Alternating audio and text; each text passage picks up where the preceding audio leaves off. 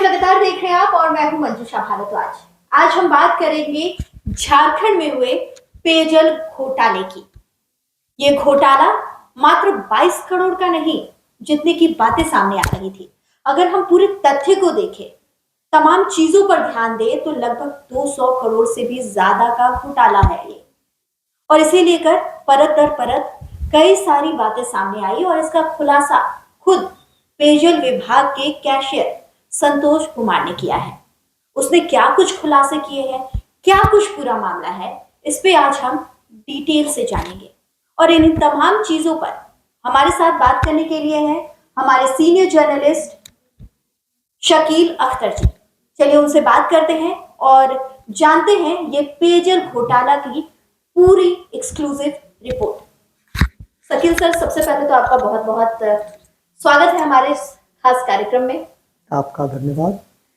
Sir, जिस तरह से हम देख रहे हैं कि लगातार पेयजल घोटाला इन दिनों एक चर्चा का विषय बना हुआ है। अब तो इस पर एसीबी की जांच भी बैठा दी गई है, एसीबी की जांच होगी और कई सारे निर्देश दिए जा रहे हैं इसे लेकर। सबसे पहले तो हम ये जानेंगे कि क्या है ये पेयजल घोटाला। ये नगर विकास विभाग की एक योजना थी, शहरी पेयजल आपूर्ति की। जी। नगर विकास विभाग ने ये काम पेयजल स्वच्छता विभाग को दे दिया था जी। क्योंकि पेयजल का काम वही विभाग करता था। पेयजल विभाग ने इस काम को शुरू किया शहरी पेयजल आपूर्ति योजना की। इसमें पाइप बिछाना था और पाइपलाइंस वगैरह से कनेक्ट करना था लोगों को। टेंडर करने के बाद डिपार्टमेंट ने ये काम L&T को दिया। L&T कंपनी को। हाँ, काम शुरू हुआ। बीच में इसमें गड़बड़ी हुई और फेक विड्रॉल हुआ, फर्जी विड्रॉल जिसको कहते हैं। जी। तो ये पीरियड था फाइनेंशियल ईयर 2019-20 से 22-23 तक। जी। मतलब 2023 तक, 19 से 2023 तक इसमें निकासी हुई। बिल्कुल। और निकासी में जो गड़बड़ी हुई, जो सिस्टम्स फॉलो करना था, जिस रूल्स को मानना था, वो रूल पूरा नहीं होने की वजह से बीच में एजी ने फाइनेंस डिपार्टमेंट को 2 चिट्ठियां लिखी कि पेयजल में जो योजना चल रही है इसमें कुछ निकासी ऐसी है जो संदेहास्पद है। एजी की इस रिपोर्ट के बाद फाइनेंस डिपार्टमेंट ने 7 मेंबर की एक कमेटी बनाई और उसको जांच करने के लिए फाइनेंस डिपार्टमेंट के लोगों ने इसकी जांच शुरू की। इस बीच में संतोष कुमार से, जो पेयजल विभाग में कैशियर थे, उनसे भी शो कॉज किया गया। संतोष ने अपने अपने नज़रिए से इसका जवाब दिया और गवर्नमेंट ने जो टीम बनाई थी उसने भी जांच करने के बाद अपनी रिपोर्ट सरकार को सौंप दी। संतोष की बात आई है तो यहाँ पर मैं आपको रोकना चाहूंगी। संतोष ने अपने पत्र में कई सारे जवाब लिखे हैं, परत दर परत बहुत सारी बातों का खुलासा किया है। इससे पहले संतोष पर ही पूरा का पूरा इल्जाम लग रहा था कि कैशियर की मिलीभगत से या कैशियर ने ये पैसों की निकासी कर ली। तो क्या सिर्फ एक कैशियर के हवाले से इतनी बड़ी गबन की जा सकती है? नहीं, ट्रेजरी से जो विड्रॉल का सिस्टम है, पैसा निकालने का सिस्टम है, उसमें कैशियर अकेले पैसा नहीं निकाल सकता। जी। इस चीज़ को समझने के लिए दोनों रिपोर्ट्स को एक साथ करके देखना है। फाइनेंस डिपार्टमेंट ने जो अपनी रिपोर्ट गवर्नमेंट को सबमिट की थी, उसमें उन्होंने उस वक्त के कई एग्जीक्यूटिव इंजीनियर्स थे, उनका नाम लिया था। ट्रेजरी के ऑफिसर्स थे, उनका इन्वॉल्वमेंट बताया था। और वो फेक कंपनी बना के उस कंपनी में ट्रेजरी से पैसा ट्रांसफर करने का जिक्र फाइनेंस डिपार्टमेंट ने अपनी रिपोर्ट में किया था। जबकि L&T कंपनी को ऑलरेडी काम दिया गया था। इसी बीच में संतोष ने भी अपना जवाब दिया। तो संतोष के जवाब से ये स्कैम हुआ, ये कंफर्म हुआ। संतोष ने अपने जवाब में ये लिखा कि हाँ, हमारे अकाउंट में पैसा आया है, ट्रेजरी से विड्रॉ करके पैसे मेरे अकाउंट में लिए गए हैं। उसके साथ ही उसने इस मामले में दूसरे लोगों पे भी जिम्मेदारी कि एग्जीक्यूटिव इंजीनियर, सुपरिटेंडिंग इंजीनियर, ये सारे लोग कहा उसने कि वो और ट्रेजरी अफसर्स इसमें इन्वॉल्व हैं। इस तरह के विड्रॉल के लिए ट्रेजरी ऑफिसर्स को 5% कमीशन मिलता कमीशन था। दिया जाता था और वो भी इसमें- नगद में दिया जाता था हाँ। ताकि रिकॉर्ड न हाँ, रहे। कमीशन बेसिकली कैश में ही चलता है, अकाउंट से कोई कमीशन की रकम नहीं लेता है। हाँ।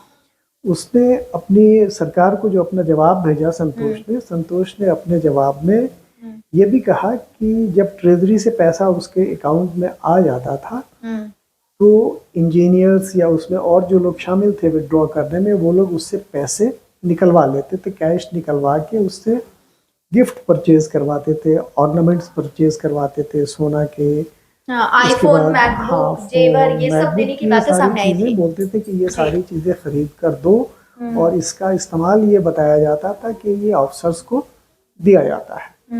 तो क्या वो गिफ्ट सच में ऑफिसर्स को दिए गए, उन तक पहुंची वो गिफ्ट? अब ये तो जांच का विषय है, अभी नहीं पता चला है, जांच होगी आगे तो पता लेकिन चलेगा। संतोष ने इसका जिक्र किया है। उसमें सबसे जो अहम बात है वो है कि फाइनेंस डिपार्टमेंट ने अपनी रिपोर्ट में ये मेंशन किया था कि विड्रॉल के लिए किसी एक डिवीजन के पास एक ही डीडीओ कोड होना चाहिए जिससे विड्रॉ होता है। जी।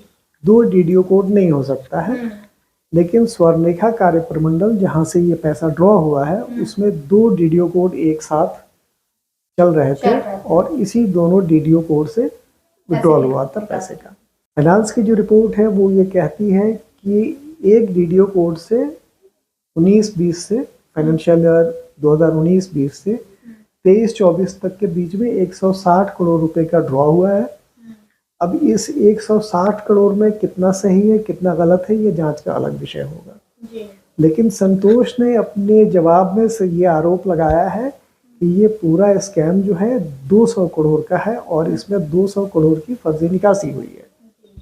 सबसे इम्पोर्टेंट बात ये है कि सरकार ने जो एफआईआर किया वो संतोष के खिलाफ किया और उस पर सिर्फ 2 करोड़ 17 लाख रुपए के गबन का आरोप लगाया कि इसने फर्जी तरीके से ये पैसे निकाले हैं और उसके अकाउंट में गया है। जब एफआईआर सदर थाने में दर्ज की गई उसके काफी दिनों के बाद इन्फोर्समेंट डायरेक्टरेट ने इस केस को ईसीआईआर में लॉन्च करके उसने जांच शुरू की। तो ईडी ने अपने जांच में संतोष कुमार के अकाउंट में 22 करोड़ रुपए जाने की पुष्टि की। तो एक तो जो एफआईआर पहले सरकार ने किया उसमें और बाद में ईडी की जो फाइंडिंग्स हैं उसमें विड्रॉल अमाउंट में डिफरेंस बहुत है। सरकार ने जो एफआईआर दर्ज कराई उसमें कहा कि 2 करोड़ 17 लाख है, ईडी ने कहा कि नहीं उसके अकाउंट में 22 करोड़ 86 लाख रुपए गए हैं ट्रेजरी से ड्रॉ करके। और उसके लिए संतोष ने अलग अलग बैंक खाते में अकाउंट खोले थे, उसमें बहुत सारे लोगों का इन्वॉल्वमेंट था। तो ईडी अभी जांच कर रही है। ईडी ईडी के अलावा अब ये एसीबी को भी देख लिया गया है। ईडी इस मामले में एफआईआर दर्ज करने के बाद छापामारी भी कर चुकी है। तो उस पीरियड में जो पेयजल स्वच्छता विभाग के सचिव थे उनके यहाँ भी ईडी ने छापेमारी की, बाकी सारे इंजीनियर्स के यहाँ भी छापेमारी की, उसमें अभी जांच चल रही है। इंजीनियर्स के बारे में जो फाइनेंस डिपार्टमेंट की रिपोर्ट थी उस रिपोर्ट के आधार पर किसी इंजीनियर के खिलाफ एफआईआर नहीं लॉन्च किया गया। एफआईआर में सिर्फ और सिर्फ संतोष को एक्यूज बनाया गया। अभी विधानसभा के बजट सत्र में भी इस इशू पर हंगामा हुआ और संतोष के अलावा बाकी जो इंजीनियर्स थे उनके खिलाफ कार्रवाई करने की मांग हुई, लेकिन सरकार ने उनके खिलाफ एफआईआर लॉन्च करने का आश्वासन विधानसभा में नहीं दिया। सरकार का उसमें यह मत था कि इन इंजीनियर्स के खिलाफ विभागीय कार्रवाई चल रही है और उसका जो नतीजा आएगा देखा जाएगा। 4 लोगों को निलंबित भी किया गया है। वो ट्रेजरी ऑफिसर्स थे, वो ट्रेजरी के ऑफिसर्स थे। चूंकि फाइनेंस की डिपार्टमेंट की रिपोर्ट में ये था कि इस मामले में ट्रेजरी के ऑफिसर्स का भी इन्वॉल्वमेंट है और ट्रेजरी ऑफिसर्स का कंट्रोलिंग डिपार्टमेंट फाइनेंस है, इसलिए फाइनेंस ने इन 4 को सस्पेंड कर दिया था। जो मामला जो केस दर्ज हुआ सिर्फ और सिर्फ संतोष पे हुआ, जबकि संतोष ने क्लियर किया है कि ये सिर्फ और सिर्फ निकासी उसकी अकेले चाहने से नहीं हुई, मिली भगत से हुई थी। कई लोग इसमें शामिल थे, बावजूद इसके सिर्फ और सिर्फ कल्प्रिट संतोष को बनाया गया है। और संतोष अभी परत दर परत बहुत सारी चीजों को खोल रहा है। उसने ये भी क्लियर कर दिया कि सिर्फ 22 करोड़ का घोटाला तो हुआ नहीं है, ये लगभग 200 करोड़ का घोटाला आ रही है। खैर ये तो जांच का विषय है कि ये 200 निकलता है या नहीं निकलता है। अब एसीबी भी इस पर जांच करेगी। एसीबी को इसकी जांच का जिम्मा सौंप दिया गया है। विधानसभा में जब इस मुद्दे को लेकर हंगामा हुआ, उस वक्त सरकार से ये मांग की गई कि इनके खिलाफ एफआईआर कराइए जो इंजीनियर्स इसमें इन्वॉल्वमेंट है, जिन इंजीनियर्स का नाम फाइनेंस डिपार्टमेंट ने अपनी रिपोर्ट में मेंशन किया है। लेकिन सरकार की तरफ से कोई आश्वासन नहीं मिला। हाउस में निगरानी जांच की भी बात उठी कि भाई निगरानी जांच भी कराइए, उस पर भी उस वक्त कुछ नहीं हुआ। बाद में विधानसभा खत्म होने के बाद जब ये मुद्दे अखबारों में सोशल मीडिया पर हाईलाइट होने लगे, तब सरकार ने अभी ऑर्डर किया है कि सदर थाने में जो एफआईआर दर्ज किया गया था उसकी जांच निगरानी करे। उसके बाद विजिलेंस ने उस केस को टेकअप किया है और अब वो जांच करेगी। इसमें एक और अहम बात सामने आई थी कि ये तो चलिए बहुत सारे जिंदा लोग हैं जो इस ये में इन्वॉल्व थे, इस पूरे के पूरे भ्रष्टाचार में या घोटाले में। एक मृत कर्मचारी का भी इन्वॉल्वमेंट सामने आया, जबकि वो उनकी मौत हो चुकी है, लेकिन उनके कोड का इस्तेमाल किया गया उनके मौत के बाद और पैसे निकासी का काम किया गया। क्या कुछ था ये पूरा मामला? ऐसा था कि जो सिस्टम है कि उसमें डेटा एंट्री के लिए लॉगिन पासवर्ड मिलता है कर्मचारी को। तो ई लकड़ा एक एम्प्लॉय थे पेयजल विभाग के, उनको एक लॉगिन पासवर्ड इशू किया गया था जी। 15 में वो रिटायर कर गए, 18 में उनकी मौत हो गई जी। तो तरीका यह है कि जैसे ही कोई आदमी रिटायर किया तो उसका जो पासवर्ड लॉगिन दिया गया था डेटा एंट्री के लिए उसको ख़त्म कर दिया जाता है। लेकिन यहाँ इसको ज़िंदा रखा गया और जब फर्जी विड्रॉल की बारी आई कि फेक विड्रॉल करना है, तो जिस डीडीओ कोड को अपडेट किया गया उसके अपडेशन के लिए इनका लॉगिन यूज़ किया गया। उनके लॉगिन से डीडीओ कोड को अपडेट किया गया, उसमें डीडीओ का नाम डाला गया। उसके बाद तब फिर पैसों की निकासी शुरू हुई। जिस डीडीओ कोड से पैसे का विड्रॉल शुरू हुआ उस डीडीओ कोड से पिछले 10 साल में कोई पैसा नहीं विड्रॉ हुआ था जी। फेक विड्रॉल उसी डीडीओ कोड से यानी वही जो दो डीडीओ की आप बात कर रहे थे वो पैरेलली जो चल रही थी, हालांकि एक यूज करना रहता है लेकिन दो यूज होता था। वहीं यहाँ पे एक और सवाल उठकर आता है सफीर सर कि देखिए जिस तरह से उन्होंने कर्मचारी के रिटायर होने के बाद भी उसके आईडी को जिंदा रखा, जबकि यूजुअली होता है कि उस आईडी को खत्म कर दिया जाता है, लॉगिन आईडी को खत्म कर दिया जाता है। तो क्या ये प्री प्लान था? डेफिनेटली इससे तो यही लगता है कि ये साजिश थी और इसी के लिए उसको जिंदा रखा गया था ताकि बाद में उसका इस्तेमाल करके और डीडीओ कोड को अपडेट करके और पैसों की निकासी की जा सके। अभी अब चलिए तमाम बहुत सारी जांच एजेंसियां अब इसकी जांच कर रही है, ईडी कर रही है, एसीबी को दे दिया गया है जिम्मा। इस पे बहुत सारे बातें जो है वो दिन प्रतिदिन खुलकर सामने आ रही है। अगर नेता प्रतिपक्ष बीजेपी के हैं बाबूलाल मरांडी, उन्होंने भी इसे लेकर कई सवाल उठाए हैं। बहुत सारी बातें सामने आ रही है अब लेकर। क्या लगता है आगे किस तरह का अपडेट सामने आ सकता है इसे लेकर? अब तो ये जांच के बाद पता चलेगा कि जांच निष्पक्ष होगा या नहीं।